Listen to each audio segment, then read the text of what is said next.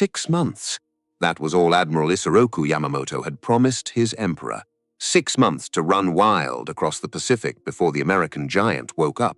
On the morning of June 4th, 1942, that clock had exactly 3 days left to run, and the man in silk pajamas, standing on the bridge of the Japanese carrier Akagi, believed with absolute certainty that he was about to buy his country another decade of empire. He was wrong. Within 14 hours, he would watch 4 aircraft carriers burn. 3,057 Japanese sailors would die, and the war that Japan believed it was winning would already be lost, though most of the men on that bridge would not live long enough to understand it. This is the story of 6 minutes that broke an empire, and the man in the red bathrobe, 2,000 miles away, who made those 6 minutes possible. 4:30 in the morning, 240 nautical miles northwest of a coral atoll called Midway, a steel giant cuts through the Black Pacific. Her name is Akagi. Her flight deck stretches longer than 3 football fields. Her hangars hold more than 60 warplanes, fueled and armed and ready to kill. On her bridge, the man in silk pajamas stares into the darkness. His name is Minoru Genda, 37 years old, the tactical planner of Pearl Harbor.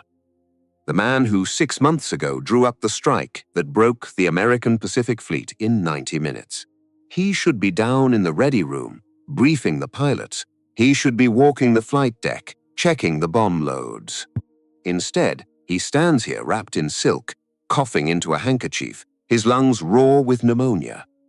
The doctor forbade him to leave his bunk. He came anyway, because the man who planned Pearl Harbor does not miss the day Japan finishes the war. Somewhere below him, in the sick bay of this same carrier, another man lies awake in the dark.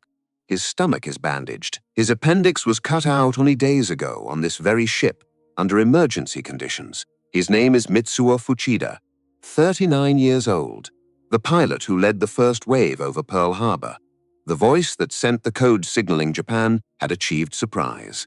Tora. Today, he will not fly. Today he will watch. He does not yet know what he will watch.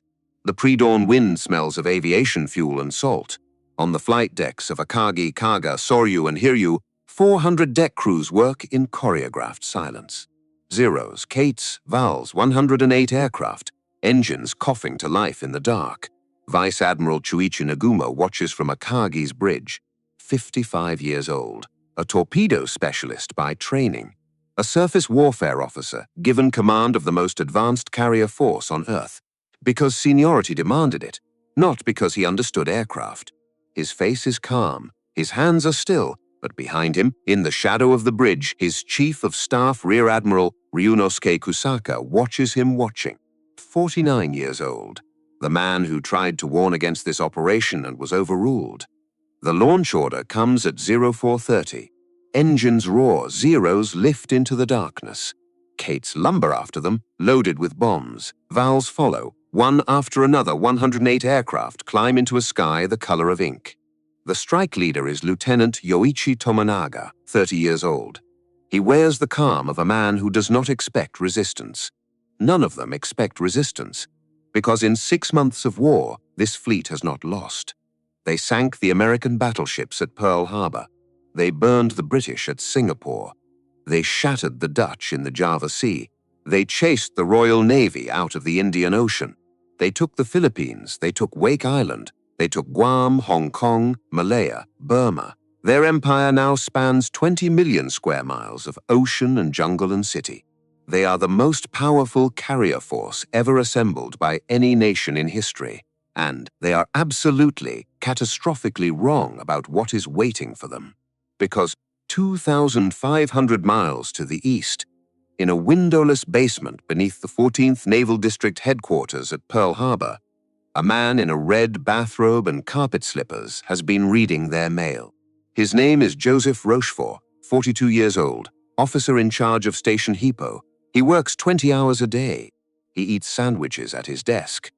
He speaks Japanese fluently, which almost no American officer does.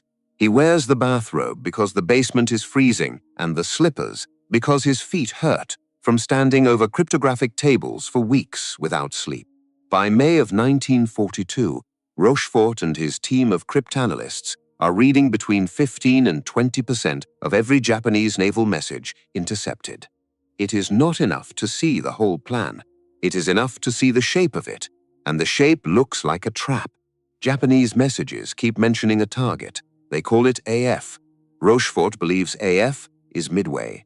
At OP-20G, the Navy's cryptographic headquarters in the capital, senior officers insist AF must be the Aleutian Islands, or Hawaii itself, or the West Coast. They tell Rochefort he is wrong. They tell Admiral Nimitz he is wrong. They send memos. They send angry cables. They demand he stop insisting. Rochefort does not stop. He goes to his friend Captain Wilfred Holmes, called Jasper by everyone who knows him. 42 years old, a former submariner turned intelligence officer. Holmes has an idea. They will lay a trap for the trap. They send an order to Midway. Do this exactly. Send a plain language radio message. Not encrypted. Say your water distillation plant has broken down. Say you are short on fresh water. Say it in the open so the Japanese listening posts across the Pacific can hear it. Midway obeys. The message goes out. 2 days later, Station HYPO intercepts a Japanese transmission, encrypted in JN25, sent from a listening post on Wake Island to Tokyo. And inside the message, decrypted line by line, the same 3 words, AF short water. Rochefort has his answer. Nimitz has his answer. The Japanese have just told the Americans that AF is Midway, and they have no idea they said it. At Pacific Fleet Headquarters, Chester W., Nimitz absorbs the news without expression. 57 years old, gray-haired, Texan by way of German immigrants. He speaks softly. He does not raise his voice. He plays cribbage in the evenings to steady his nerves. He inherited a fleet in ruins 6 months ago, and he has been rebuilding it with wire and prayer ever since. Now he knows where they are coming. He knows when. He knows with what. He knows almost everything. But he does not have enough ships. Yamamoto is bringing 8 carriers to the Pacific. Nimitz has 2. Yorktown, wounded at the Battle of the Coral Sea a month earlier, is limping home to Pearl Harbor with a bomb hole through her flight deck and ruptured fuel bunkers leaking oil into the ocean behind her. Japanese intelligence estimates Yorktown will need 90 days of repairs before she can fight again. Nimitz gives her 72 hours. 1,400 workers from the Pearl Harbor Navy Yard descend on her the moment she docks. Welders, riveters, electricians. They work in 3 shifts. They do not stop. They do not sleep. They cut steel and weld new plates and patch fuel tanks and reroute wiring. Some of them are still on board, still welding, when Yorktown backs away from the dock 2 days later and steams for the open sea. Her captain, Elliot Buckmaster, 52 years old, walks the burning hot repair patches with his hand pressed against them, feeling fuzzy weaknesses that may or may not hold. She should not be able to fight. She is going to fight. But Nimitz is not finished making bets. His most aggressive carrier commander, Vice Admiral William Halsey, has just returned from months of Pacific raiding, covered in a severe skin condition. His body is inflamed. His hands blister when he touches them. Doctors order him to the hospital. Halsey resists. Nimitz insists. Then Nimitz asks the question that will change the battle. Who should I send in your place? Halsey does not hesitate. Raymond Spruance, 55 years old, a cruiser admiral, a surface officer. He has never commanded a carrier task force. He has never launched an airstrike. He does not fly. Some officers whisper that he is too cautious, too intellectual, too quiet. Nimitz nods. Spruance gets the job.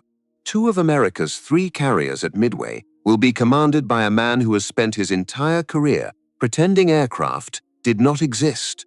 The 3rd will be commanded by Rear Admiral Frank Jack Fletcher, 57 years old, the senior officer at Midway, the overall tactical commander. He, too, is a surface warfare officer. The most important carrier battle in the history of the United States Navy will be fought by men who do not fly. Meanwhile, on Akagi, Nagumo is preparing to lose. He has doubts. He has expressed them in staff meetings. His chief of staff, Kusaka, has echoed them. The plan for Operation MI is too complex. It divides Japanese forces across thousands of miles of ocean. It requires the American to act exactly as predicted. It assumes surprise. It assumes American weakness. It assumes everything. Nagumo raised these concerns. He was overruled, because 6 months ago, before Pearl Harbor, he raised similar concerns. And Pearl Harbor worked. So this time he will follow orders. He will launch his aircraft at Midway. He will destroy the airfield. He will wait for the American carriers, which he does not believe are anywhere near this ocean, to come running from the south. And then he will kill them. That is the plan. The plan has one problem. The Americans are not in the south. They are north of him. 300 miles northeast of Midway, at a set of coordinates Nimitz has labeled Point Luck. Enterprise, Hornet, Yorktown, 233 aircraft, every operational carrier in the Pacific Fleet, stationed exactly in the one blind spot that Japanese search patterns will fail to cover. They are waiting. Nagumo does not know they are waiting. Yamamoto does not know they are waiting. The combined fleet's flagship, the super battleship Yamato, cuts through the Pacific 300 miles behind Akagi. Yamato is the largest warship ever built, 70,000 tons, 18-inch guns, the most powerful surface combatant in human history. On her bridge stands Admiral Isoroku Yamamoto, 58 years old, small in stature, missing 2 fingers from an explosion at the Battle of Tsushima nearly 40 years ago. He studied at Harvard. He was naval attaché in Washington. He drove across America in the 1920s and saw the oil fields of Texas and the auto plants of Detroit and the steel mills of Pittsburgh with his own eyes. He knows what America can build. He warned his own government. He told Prime Minister Kono in 1940 that Japan could run wild for 6 months to a year, but that beyond that, he had no confidence in victory. 6 months and 3 days have now passed since Pearl Harbor. Yamamoto is running out of time on a clock he set himself. He believes Midway will finish the American Pacific Fleet before American industry can replace it. He believes this operation will end the war on favorable terms. He believes it because he must believe it, because the alternative is a war he already knows Japan cannot win. He does not know that his fleet's coded transmissions have been read for weeks. He does not know that the water distillation trick has already exposed Midway as the target. He does not know that Yorktown is not in dry dock. She is at sea. She is at Point Luck.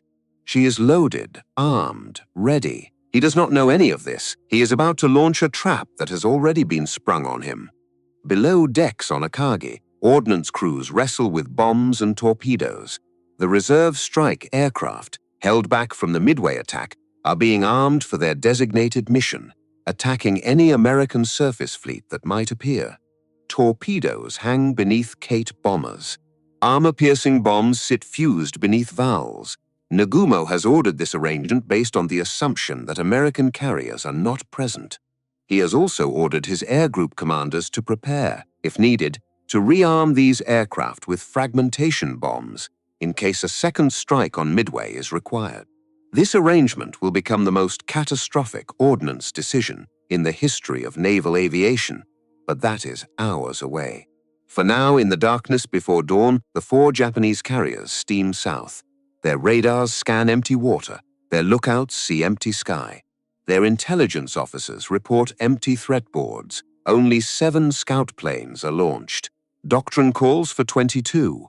One of them, launched from the cruiser Tone, cannot get airborne because her catapult malfunctions.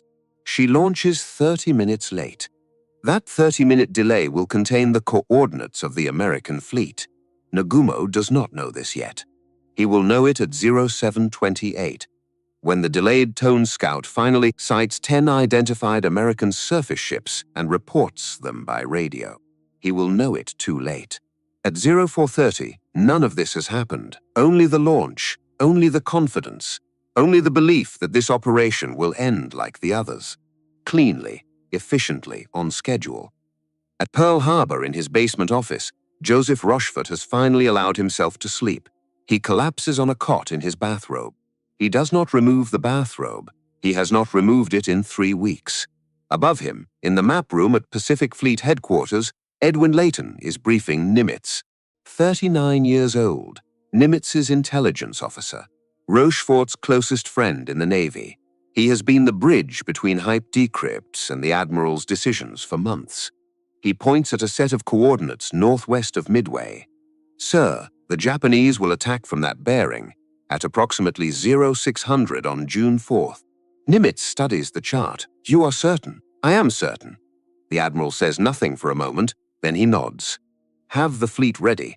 The fleet is already ready. Fletcher's Yorktown steams to the appointed coordinates. Spruance's Enterprise and Hornet follow. 233 American carrier aircraft sit chocked on flight decks, waiting for the order. At Midway itself, Marines dig in.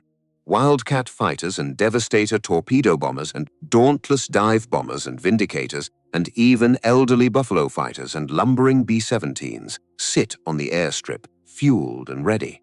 Every operational American aircraft that could be scraped together has been sent to this 2-mile coral spit in the middle of nowhere. The trap is set. The bait is a coral atoll and the men who will die defending it.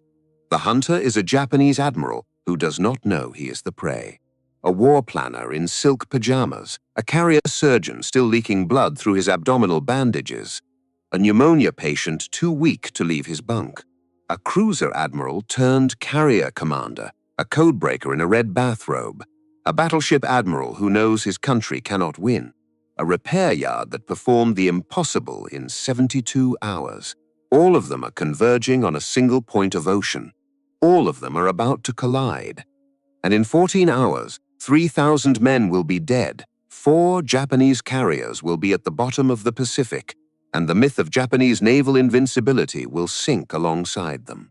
But the men on Akagi's bridge do not know any of this yet. They see only what they have seen for 6 months.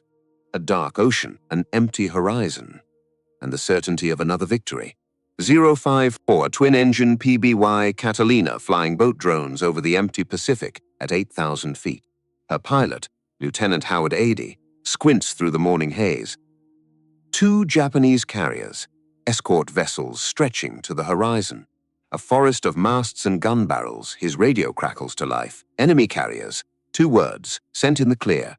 Picked up simultaneously by Midway, by Fletcher on Yorktown, by Spruance on Enterprise, by every American ship within 1,000 miles. The battle has begun. At 0553, Midway's primitive radar detects the incoming Japanese strike. Every flyable aircraft on the atoll scrambles into the sky. Marine Buffalo fighters, Wildcats, torpedo bombers, dive bombers, even the ancient 17 flying fortresses lumber down the runway and climb into the morning. They fly toward the Japanese fleet with orders to attack. They fly with obsolete equipment. They fly with untested tactics. They fly knowing many of them will not come back. They do not come back. Marine Buffalo fighters, hopelessly outmatched by the Japanese Zero, are shredded before they can close. Torpedo bombers, flying straight and level at slow speeds, are cut down like wheat. Not a single American torpedo hits a Japanese ship. Not a single Japanese carrier suffers meaningful damage. At 6:30 in the morning, Lieutenant Yoichi Tomonaga banks over Midway, Atoll, and looks down at the smoke rising from the airfields. The runways are still intact. The Americans are still fighting. He keys his radio and transmits the message that will destroy the Japanese Navy. There is need for a second attack wave. On Akagi, Nagumo hears the transmission. His reserve strike aircraft, held below deck, are armed with torpedoes and armor-piercing bombs. Weapons designed to sink ships, weapons useless against airfields and gun emplacements. He faces a decision. At 0715, he makes it. Rearm the reserve aircraft with fragmentation bombs. Prepare a second strike against Midway. The order travels down through the ship. Ordnance crews rush to the magazines. They pull fragmentation bombs from racks. They begin the slow process of unloading torpedoes from Kate bombers and unloading armor-piercing ordnance from Vals. Japanese doctrine is very specific about what happens next. The removed weapons must be lowered back into the magazines, safely stored, isolated from the aircraft above. Doctrine takes time. Nagumo does not have time, so the crews take the shortcut. Torpedoes are stacked on the hangar deck. Armor-piercing bombs are piled beside them. Fuel lines snake between the piles. Fueled aircraft sit 15 feet away. The hangars fill with a lethal cocktail of explosives and gasoline vapor. Nagumo has just built a bomb. He does not know it yet. At 0728, that bomb acquires a fuse. A scout plane from the cruiser Tone finally reports what had been circling above for nearly an hour. The delayed catapult launch. The 30 minutes of missing coverage. The transmission reads, sight what appears to be 10 enemy surface ships, bearing 010 degrees. Distance 240 miles from Midway. Nagumo stares at the message, surface ships. He demands identification. What kind of ships? Cruisers, destroyers, battleships. The scout plane does not answer, because the pilot does not know. For 30 agonizing minutes, Nagumo waits. Below decks, ordnance crews continue swapping weapons. Some torpedoes have already come off. Some fragmentation bombs have already gone on. The transformation is halfway complete. At 0745, Nagumo makes the second decision that will kill his fleet. He orders the process reversed. Put the torpedoes back on. Take the fragmentation bombs off. Prepare to attack ships. The hangar decks descend into chaos. Sweating deck crews pull bombs off aircraft they just loaded. Torpedoes that were stored improperly on the hangar floor are winched back up. Weapons pile on weapons. Fuel lines twist. Aircraft are fueled and refueled and moved again. And still no one on Akagi knows what kind of American ships are out there. At 0820, the scout finally answers. The enemy is accompanied by what appears to be a carrier. A carrier. An American carrier. 200 miles away, when Japanese doctrine assumed there were none within 1,000. On the bridge of Akagi, the men who have been telling themselves for hours that this is a routine operation begin to understand what has happened. They are inside a trap. They just do not yet know how deep it goes. On the bridge of Hiryu, 30 miles away, Rear Admiral Taman Yamaguchi stares at the same intelligence with different reaction. 49 years old, a former student at Princeton University, a believer in aggression, a carrier officer, not a surface officer. He signals Nagumo by blinker light. Recommend immediate launch with aircraft currently ready. The message is unambiguous. Do not wait. Do not rearm. Do not perfect the strike. Get airborne now with whatever we have and hit them before they hit us. Nagumo reads the recommendation. Nagumo refuses, because Japanese naval doctrine requires coordinated attacks, full deck load strikes, fighter escort, proper armament. Nagumo has been taught this since he was a lieutenant. It is not a preference. It is doctrine written in blood by the previous generation of Japanese admirals. He will do this correctly. He will recover Tomonaga's Midway strike first, then rearm, then launch a proper full-strength attack. He believes he has time. He does not. Because at that exact moment, 150 miles to the east, on the flight deck of USS Hornet, a 41-year-old lieutenant commander named John Waldron is climbing into the cockpit of an obsolete TBD Devastator torpedo bomber. Waldron is of Sioux descent. He is a career naval aviator. He is squadron commander of Torpedo Squadron 8. He has 15 aircraft under his command and 30 men in the air with him. He knows the Devastator is obsolete, too slow, too vulnerable, too easy to shoot down. He knows his torpedoes are defective. The Mark 13 has been failing in tests for years. The Navy Bureau of Ordnance refuses to admit it. He knows his fighter escort is not coming. Hornet's Air Group commander has made a navigational error. The Wildcats are searching in the wrong direction. Waldron writes a letter to his wife the night before. He tells her he loves her. He tells her that if he does not return, she should know he died doing what he believed in. He tells her the men of Torpedo 8 are the finest sailors he has ever known. He seals the letter. He takes off at 0755. At 0920, Waldron finds the Japanese fleet. He is alone, no fighter cover, no dive bomber support. 15 aircraft against 4 carriers and dozens of Zeros he commits. The Devastators drop to wave-top height. They lumber toward the Japanese ships at 120 knots. Zeros drop from the clouds like falling knives. They come in 3-plane elements, methodically, professionally, the way you would exterminate insects. The first Devastator explodes in the air. The second cartwheels into the ocean. The third dies on impact when a Zero's cannon shells punch through the engine. One by one, Torpedo Squadron 8 is butchered. Waldron's aircraft catches fire. He rides it down. 14 of 15 aircraft are shot from the sky. Not one torpedo hits a Japanese ship. The only survivor is Ensign George Gay. 25 years old, his aircraft crashes into the sea. He climbs out of the sinking wreckage as his radioman drowns beside him. A cushion from the cockpit floats to the surface. Gay hides beneath it, breathing through a small gap between the cushion and the water, watching 4 Japanese aircraft carriers steam past him at a distance of a few thousand yards. He is close enough to see the men on the flight decks. He is close enough to see the rising sun flags. He is watching history. He does not know that yet. At 0940, Torpedo Squadron 6 from Enterprise arrives. 14 devastators. 10 are shot down. Not one torpedo hits. At 10:15, Torpedo Squadron 3 from Yorktown arrives. 12 devastators. 10 are shot down. Not one torpedo hits. In under an hour, 41 American torpedo bombers have attacked the Japanese fleet. 35 have been destroyed. 0 hits. On Akagi's bridge, Japanese officers watch with a mixture of respect and contempt. The attacks are brave. The attacks are also, in their view, stupid, suicidal, uncoordinated, poorly executed. The kind of attacks that untrained, undisciplined enemies mount when they have no professionals left.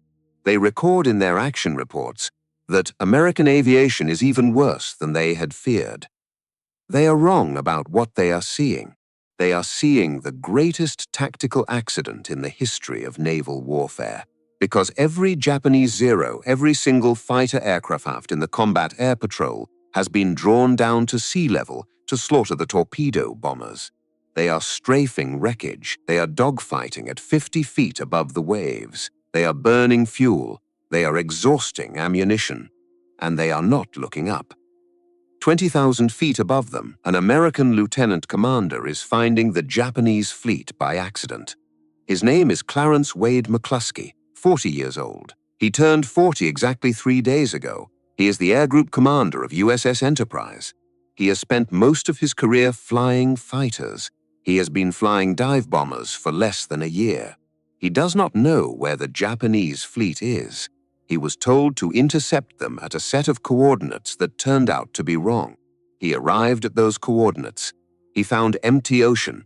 He has been searching for over an hour. His 32 Dauntless dive bombers are consuming fuel he does not have to spare. If he turns back now, he might make it home. If he searches much longer, he will not. He looks down.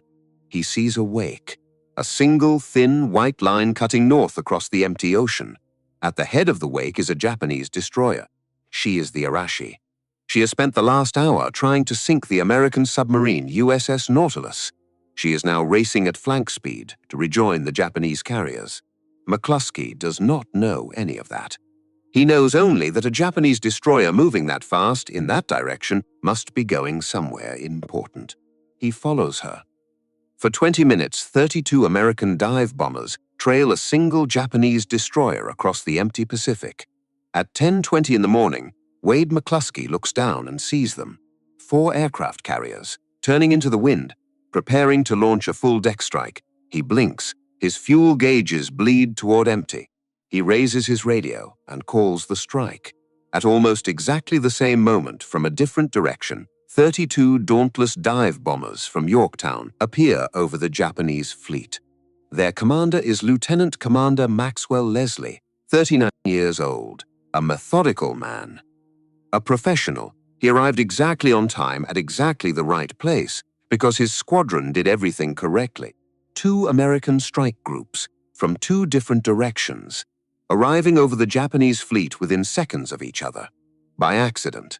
At 10:22, they roll into their dives. The first bomb falls at 10:22 and 30 seconds. The Dauntless dive bomber is a slow, ugly aircraft. But when it noses over at 70 degrees and screams down at 300 miles an hour with dive brakes extended, it is one of the most accurate weapons in the world. Lieutenant Richard Best commands Bombing Squadron 6, 32 years old, a dark-haired, intense officer. His squadron has been assigned to attack the carrier closest to them, which turns out to be Akagi. Then McClusky, in the confusion of the moment, mistakenly orders both bombing squadrons to attack the same carrier. Kaga best sees the error. He waves his 2 wingmen off the assigned target. He splits his 3-plane element from the main attack. He rolls his Dauntless over and dives on Akagi, alone with 2 aircraft in trail. 3 bombs fall toward Akagi. 2 miss, 1 does not. 10:26 in the morning, a 1,000-pound American bomb chiches through the middle elevator of the Japanese aircraft carrier Akagi. It penetrates into the hangar deck. The hangar deck is where the ordnance crews have been swapping torpedoes and bombs for the past 3 hours. The hangar deck is where fuel lines snake between piles of high explosives. The bomb detonates in the middle of that pile. The chain reaction is instantaneous. Torpedoes cook off. Armor-piercing bombs detonate. Aviation fuel from ruptured lines sprays across the compartment and ignites. In seconds, the hangar deck becomes a furnace of exploding ordnance that no damage control party in any navy on Earth could have stopped. The single bomb from Richard Best did not sink Akagi. Akagi's own ammunition, stacked in violation of doctrine, because Nagumo could not decide whether to attack ships or airfields, sank Akagi. At the same moment, McClusky's dive bombers are pounding Kaga. 4,000-pound bombs hit her in rapid succession. The first strikes the flight deck near the forward elevator and explodes among fueled aircraft. The second penetrates deep into the ship. The third hits the bridge and kills Captain Jisaku Okada and every officer standing with him. Kaga becomes an inferno in less than a minute. Meanwhile, Maxwell Leslie's Yorktown dive bombers are attacking Soryu. 3 bombs hit her in 20 seconds. The first punctures the flight deck. The second detonates in the hangar. The third finishes what the first 2 started. Fuel lines rupture. Aviation gasoline sprays across compartments. Fires spread faster than damage control can respond. Captain Ryusaku Yamamoto, 48 years old, stands on his burning bridge and refuses to abandon his ship. 3 Japanese fleet carriers, 6 minutes, 41 Dauntless dive bombers attacking, only 3 shot down. On Akagi's bridge, Nagumo stares through the smoke at what has just happened. Bodies burn on the flight deck. Aviation fuel runs like liquid fire down the sides of the ship. His flag lieutenant tugs at his sleeve and speaks the words that no fleet admiral in the Imperial Japanese Navy has ever been forced to hear. "Sir, you must transfer your flag. This ship, Katanoisiv Nagumo, does not move." He has never wanted to be here. He has never believed in this operation. He has followed orders and spoken his doubts and been overruled, and now his flagship is dying beneath his feet. He refuses to leave. Chief of Staff Kusaka pulls toward the ladder. Nagumo resists. Kusaka speaks quietly in words later recorded in staff testimony. "Sir, the situation is such that we must transfer. There is no dishonor in surviving to fight again. Nagumo will not move." At 10:46 in the morning, Kusaka orders staff officers to physically restrain their commander. They lower down the burning bridge of Akagi with ropes like cargo to a waiting destroyer. The photograph of that moment does not exist, but the memory of it, recorded in survivors' testimony after the war, remains one of the most terrible images in the history of the Imperial Japanese Navy. 1 carrier remains. Hiryu, 30 miles north, has escaped the American attack by sheer geographic accident. She was not in the same formation. She was not sighted. She is the last active flight deck in the Kido Butai. On her bridge, Rear Admiral Taman Yamaguchi understands what has just happened. He also understands what he must do. At Hiryu launches a counterstrike. 18 Val dive bombers, 60 escorts. All that Hiryu can spare, they find Yorktown at high noon. 3 bombs hit her flight deck. Fires break out across multiple compartments. Buckmaster orders damage control to work. They work. At 1:30 in the afternoon, Hiryu launches her second wave, 10 Kate torpedo bombers. 60 escorts, they find Yorktown again. 2 torpedoes strike her port side. She lists 17 degrees. Buckmaster gives the order to abandon ship. On Hiryu, Yamaguchi receives the reports from his returning pilots. They have hit 2 American carriers. 2 are burning. 2 are dead in the water. He calculates. The Americans arrived at Midway with 3 carriers. 2 are now sunk. Therefore, 1 carrier remains. He prepares a 3rd strike to finish it. He is wrong, because both Japanese strikes hit the same ship, Yorktown, damaged in the first attack, had her fires contained and boilers restarted with astonishing speed. When the second Japanese strike arrived hours later, she was making 20 knots and looked, to Japanese pilots, like a completely undamaged American carrier. They reported to Yamaguchi that they had hit two different ships. They had hit the same ship twice. Enterprise and Hornet are still out there, fully operational. Every aircraft they possess is being refueled and rearmed, and now they know exactly where Hiryu is. At 3:30 in the afternoon, 24 Dauntless dive bombers from Enterprise, including Richard Best flying his second strike of the day, with the surviving pilots of Yorktown flying alongside him, take off toward the last carrier of the Kido Butai. At 5 o'clock in the afternoon, they arrive. 4 bombs hit Hiryu in less than a minute. The last flight deck of Nagumo's fleet becomes the 4th burning wreck of the day. On Hiryu's bridge, Yamaguchi does not order abandonment. He orders his junior officers to leave. He gives his commander's cap to a lieutenant as a keepsake. He steps into the moonlight on the bridge and looks up at the sky one last time. Captain Tomeo Kaku, 48 years old, stands beside him. Neither of them will leave. 300 miles behind the burning carriers, on the bridge of the super battleship Yamato, Admiral Isoroku Yamamoto sits in his flag chair and reads the incoming reports. Akagi burning, Kaga sinks Soryu lost, Hiryu in flames. He does not speak. His operations officer, Commander Yasuji Watanabe, watches him closely. Later, under American interrogation after the war, Watanabe would testify that Yamamoto seemed to understand, in that moment, that Japan could no longer win the war it had started. The clock he had set for himself in 1940 had run out on schedule. The retreat has not yet been ordered. The night has not yet come. The last American carrier still has to be found and killed before Japan can salvage anything from this catastrophe. But at the center of the Pacific, on the burning flight deck of Akagi, on the sinking hull of Kaga, on the exploding magazines of Soryu, on the shattered bridge of Hiryu, the future of a war has been decided in 6 minutes of screaming dive bombers and 1,000-pound bombs falling almost by accident onto the exact 3 points where an entire empire's ambitions had gathered themselves. Night falls on the Pacific. 4 Japanese aircraft carriers burn in the darkness. Their flight decks are twisted metal. Their hangars are furnaces. Their crews are dying by the hundreds in compartments that no damage control party can reach. Kaga goes first. Her fires spread faster than any pump can fight them. Commander Takahisa Amagai gives the order to abandon ship at 4:40 in the afternoon. 2 hours later, her magazines cook off. She erupts in a column of flame that lights the horizon. She rolls onto her side. She slides beneath the Pacific at 7:25 in the evening on June 4th. 811 men go down with her. Soryu follows at 7:13. Captain Ryosaku Yanagimoto has not left his bridge. When the ship rolls, he goes with her. 711 men die. Some of them are trapped below decks. Some of them are on fire. Some of them are standing at attention when the water reaches them. Akagi burns through the night. Captain Taijiro Aoki, 50 years old, refuses to give up on his ship. Damage control parties fight the fires for 11 straight hours. They are losing. They know they are losing, but they do not stop. At 2 in the morning on June 5th, a message arrives from Yamato. Yamamoto himself has ordered Akagi scuttled. Aoki reads the message. He weeps.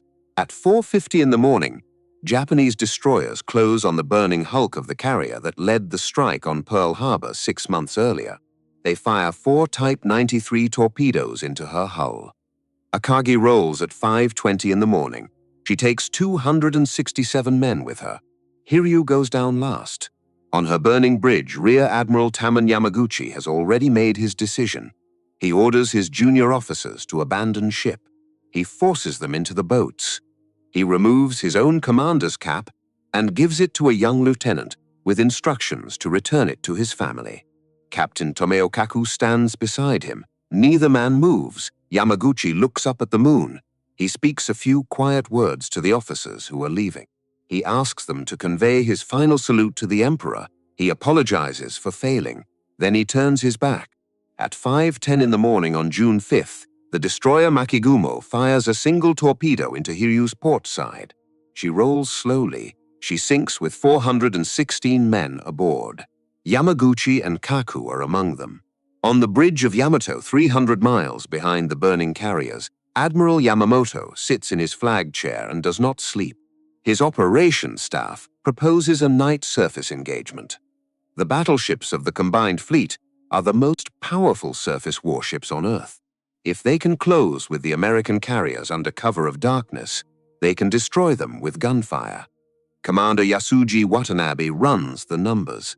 The Americans are steaming east at 30 knots. Yamato can make 27. Even at maximum speed, the Japanese battleships cannot close the gap before dawn. And at dawn, without air cover, they will be sunk by American dive bombers.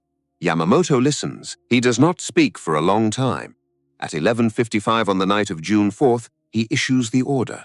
Cancel Operation MI. The combined fleet will withdraw. It is the first time in the war that a Japanese offensive operation has been cancelled because of enemy action. The most powerful navy in the Pacific turns around and steams for home. 200 miles to the east, USS Yorktown is dying by inches. The abandoned carrier remains afloat through the night. In the morning, salvage crews return. They shore up her flooded compartments. They pump out water. They patch her wounded hull. She begins to right herself. She might, they think, be saved. She would have been. On the afternoon of June 6th, the Japanese submarine I-168, under Lieutenant Commander Yahachi Tanabe, finds her. Tanabe fires 4 torpedoes. 2 hit Yorktown. 1 hits the destroyer USS Hamon, which is tied alongside, providing power for the salvage operation. Hamon breaks in half. She sinks in less than 4 minutes. 80 of her sailors die. Yorktown holds on through the night. Her salvage crew abandons her at dawn. At 7 o'clock in the morning of June 7th, her hull rolls slowly to port. Her flag comes down last. The bugler on a nearby destroyer sounds attention. Every man on every American ship in sight comes to attention. Yorktown slides beneath the Pacific. The battle is over. The final numbers are counted. Japan has lost 4 fleet carriers. 1 heavy cruiser, the Mikuma, sunk by American dive bombers on June 6th after colliding in the darkness with her sister ship Mogami. 248 aircraft destroyed. 3,057 men killed, including 110 of the finest carrier aviators the Imperial Japanese Navy possessed. Those pilots cannot be replaced, not in 6 months, not in a year, not in the remainder of the war. The United States has lost 1 carrier and 1 destroyer, 150 aircraft, 307 men. The strategic balance in the Pacific has been broken, but the men who broke it will pay a strange and cruel price. Admiral Yamamoto issues a total gag order. The truth about Midway is to be concealed from the Japanese people. It is to be concealed from most of the Japanese Navy. It is to be concealed from the Army. It is to be concealed even from the Imperial General Headquarters. Surviving sailors are quarantined from their own families upon returning to Japan. Some are shipped directly to the South Pacific so that they cannot speak of what they saw. Wounded men are hidden in isolated wards of naval hospitals. Death notices to families do not say where the men died or on what ship. The Japanese public will not know the truth about Midway until after the war. The bureaucracy of denial will prevent the Japanese military from learning the correct lessons of the defeat. In 2 months, the same Navy will make the same mistakes again at Guadalcanal, and the same veteran pilots who survived Midway will die in the skies over the Solomon Islands, and their replacements will be children with 150 flight hours instead of 800, and the airplane that Mitsubishi called the Zero will become a coffin for a generation of teenagers who never had time to learn to fly it. The war is not over. The war will last 3 more years. But the possibility of Japanese victory has ended. The men of the story do not know that yet. Joseph Rochefort, the man in the red bathrobe who read the Japanese mail and confirmed with the water distillation trick that AF meant Midway, will not receive the Distinguished Service Medal he was recommended for. The Washington cryptographic officers he embarrassed by being right will block the award. They will transfer him out of Station HYPO. They will assign him to command a floating dry dock in California for the remainder of the war. He will die in 1976 without ever being publicly recognized for what he did. 10 years after his death in 1986, President Ronald Reagan will posthumously award him the Distinguished Service Medal. His daughter will accept it in the East Room of the White House. Wade McClusky, the air group commander who found the Japanese fleet by following a destroyer's wake when his fuel was almost gone, will receive the Navy Cross. He will finish the war as a captain. He will die in 1976. Richard Best, the dive bomber pilot who split off with 2 wingmen and put the bomb through the middle elevator of Akagi, and later that same day put another bomb into Hiryu, will breathe caustic sodium hydroxide from a malfunctioning oxygen system during his second strike. It will reactivate a latent tuberculosis infection. He will never fly a combat mission again. He will be discharged from the Navy for medical reasons at the age of 33. He will live until 2001, quietly in California, refusing most interviews. George Gay, the sole survivor of Torpedo Squadron 8, who watched the entire battle from beneath a floating cushion, will become one of the most famous witnesses of the war. He will die in 1994. His ashes will be scattered over the waters where his squadron mates died. Vice Admiral Chuichi Nagumo will be transferred to shore duty in disgrace. 2 years later, in July of 1944, he will command the Japanese garrison at Saipan. When American Marines break through his defensive lines, he will retreat into a cave. He will shoot himself in the temple with a service pistol. He is 57 years old. Admiral Isoroku Yamamoto will not live to see the end of the war he warned his country not to fight. On April 18, 1943, American codebreakers using the same JN-25 system that Joseph Rochefort helped crack will decrypt a Japanese message giving Yamamoto's flight itinerary during an inspection tour of the South Pacific. 16 P-38 Lightnings will fly the intercept over Bougainville. His plane will crash into the jungle. The man who told the Japanese cabinet in 1940 that America was too strong to fight will be killed by the very intelligence system he had spent his entire career failing to break. Chester Nimitz will remain commander of the Pacific Fleet for the entire war. He will accept the Japanese surrender on the deck of USS Missouri on September 2, 1945, alongside General Douglas MacArthur. He will die in 1966. The Japanese Navy that steamed toward Midway on June 4, 1942, believed it was about to fight the last great battle of a war it had already won. Instead, it fought the first great battle of a war it had already lost. 6 months of Japanese victories had convinced their admirals that they could not be beaten. 6 minutes of American dive bombers proved them wrong. The tables did not turn because the Americans were braver. Waldron and his men were as brave as any sailors in history, and every one of them died without hitting a ship. Yamaguchi and Kaku were as brave as any Japanese officers who ever lived, and they died on a burning bridge.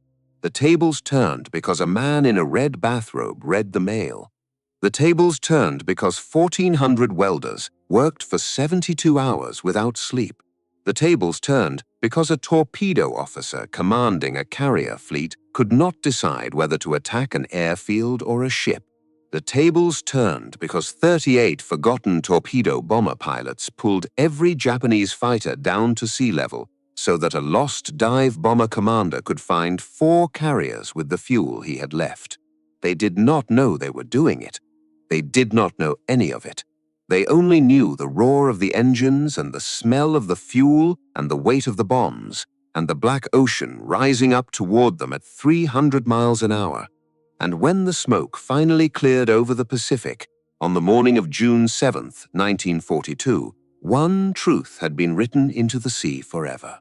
The Japanese expected an easy victory at Midway. They received the beginning of the end of their empire.